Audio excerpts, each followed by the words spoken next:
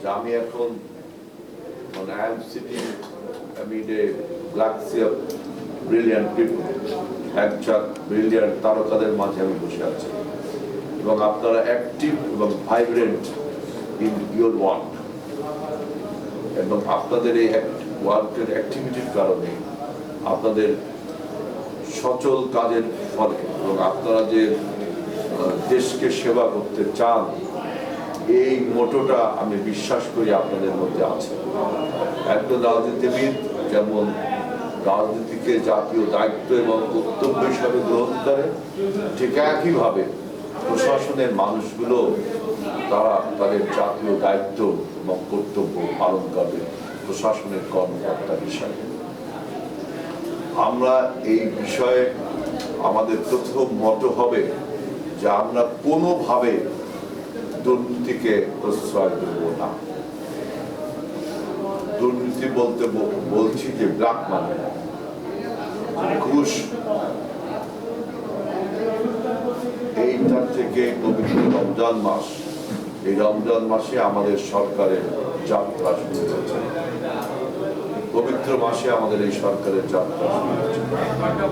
আল্লাহ 12 মাস, আল্লাহ বছরকে 12 মাসে তিনি নিজেই ভাগ করেছেন। এই ভাগ কিন্তু মানুষ করে, এই ভাগ আল্লাহ নিজেই করেছেন। 365 দিন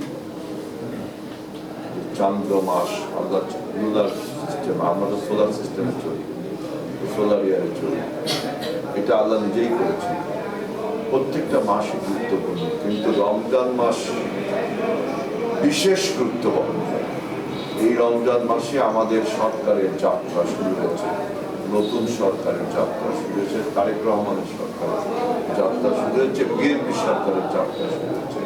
নিশ্চয়ই আল্লাহর রহমত আমাদের উপরে বর্ষিত হবে, যদি না আমরা বিভ্রান্ত না হই, যদি না আমরা পথচ্যুত না হই। তাহলে অবশ্যই আল্লাহ এমন এক সুন্দর সময় আমাদেরকে সরকারে এনেছেন যে তখন পবিত্র রমজান মাস চলছে। তাই আমি বলবো যে সরকারের যে নীতি, জুলুমবাজ, চাঁদাবাজ, সন্ত্রাসবাদ, এই তিনটাকে আমরা কোনোভাবেই বরদাস্ত করব না। আমার নেতা বাংলাদেশের প্রধানমন্ত্রী তারেক রহমান তিনি বরদাস্ত শব্দটা ব্যবহার করেছেন শব্দের গুরুত্ব বোঝানোর জন্য। জুলুমবাজ, চাঁদাবাজ, সন্ত্রাসবাদ, সেটা আমিও হই, আমার ভাইও হয়, আমার দলের কোনো নেতা কর্মী হোক, আওয়ামী লীগের নেতা হোক আর জামাতের নেতা হোক, সবার প্রতি একই হুঁশিয়ারি বার্তা। জুলুমবাদ, চাঁদাবাজ, সন্ত্রাসবাদ, তাদের কোনো রাজনৈতিক পরিচয় নেই, তাদের একটাই পরিচয়, ওরা সমাজ বিরোধী। আপনারা প্রশাসনের লোক, এই বিষয়টা আপনারা সংগ্রামী ভাবে দেখবেন, সতর্ক ভাবে দেখবেন এবং সাহসের সাথে দেখবেন আমি আছি আপনাদের সাথে। ন্যায্যতা প্রতিষ্ঠা করতে হবে আমাদের এই সমাজে, এই দিগুলিয়ার উপরে ন্যায্যতা প্রতিষ্ঠা করতে হবে।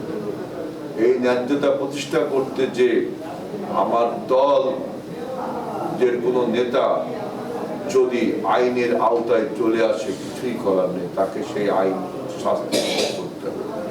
একইভাবে আপনি বিরোধী দল, দ্যাট ডাজ নট মিন যে আপনি একটা কাজ করে পার পেয়ে বলবেন যে সরকার আমাকে হয়রানিমূলক কাজ করছে, না, আইনের দৃষ্টিতে সবাই সমান। এই জন্য ন্যায্যতা প্রতিষ্ঠা করবে। এই ন্যায্যতা প্রতিষ্ঠার জন্য আমাদের প্রধানমন্ত্রী তারেক রহমান ইসলামের নবী রাসূলুল্লাহ সাল্লাল্লাহু আলাইহি ওয়াসাল্লামের উদাহরণ পেশ করেছেন, আপনারা যারা তার বক্তৃতা শুনেছেন। সুতরাং আমরাও এই দিঘলিয়ায় ন্যায্যতা প্রতিষ্ঠা করব। সন্ত্রাসী, চাঁদাবাজ, দখলবাজ এবং দুর্নীতিবাজ, তাদের কোনো সামাজিক পরিচয় নেই, তাদের কোনো রাজনৈতিক পরিচয় নেই, তারা শুধুই দুর্নীতিবাজ, চাঁদাবাজ। তাদের স্থান কারাগারে। জীবনে বহুবার আমি কারাবরণ করেছি। আমি এখনো 8-9 বছর, কত বছরের জন্য আমার কারাদণ্ড, মানে আমার জেল হয়ে গেছে, আমি কোনোভাবে বেল নিয়ে আছি।